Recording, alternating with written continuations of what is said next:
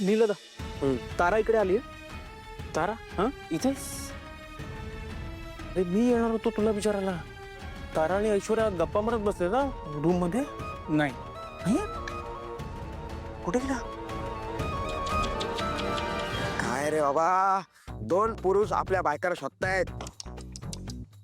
अरे तुम्ही लकी आहात की तुमच्या बायका तुम्हाला सापडत नाहीयेत. थोडी किरकिरी तर कमी झाली. बबलू फालतूगिरी करू नका. ते तारावणीचं काम आहे, माझं नाही.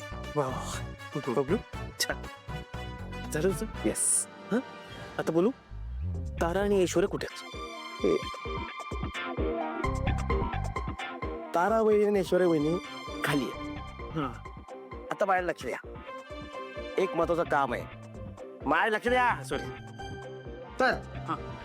सावली वहिनीला रात्रभर जागं राहायचं आहे आणि सारेंद्राची महत्वाची मीटिंग आहे. तर माझ्या सुपीक डोक्यातनं एक आयडिया आली आहे. सावली वहिनी सोबत आपण तिघांनी पाळी पाळीने थापायचंय. वा चांगली idea आहे. काहीच प्रॉब्लेम नाही. चालेल चालेल चालेल. झालं दोघांचं? हा? झालं ना?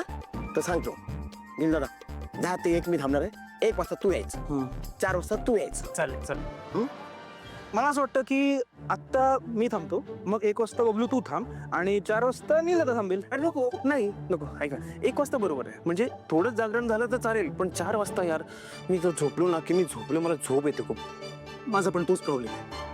अरे पण माझा पण तो प्रॉब्लेम आहे. नाही पण आता एक काम कर, 4 वाजता उठ आणि तिकडे नको नको ऐक, मी पहिला जातो नंतर तू जा. नाही मी झोपून आलो तर मग उपयोगच नाही ना. मग मी झोपून आलो का? असं नाही चालणार. पण तू उठू शकतो. मला माहिती. मी नाही उठू शकत म्हणून तुला. ही आयडिया कोणाच्या डोक्यात आली होती? Very good. तर माझं ऐकायचं. एक काम करू, आपण आधी कचूया. कचोय सुटूया.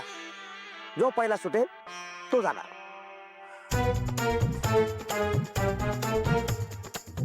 तिघात एक. मी सुटलो, मी चाललो. थँक्यू. All the best.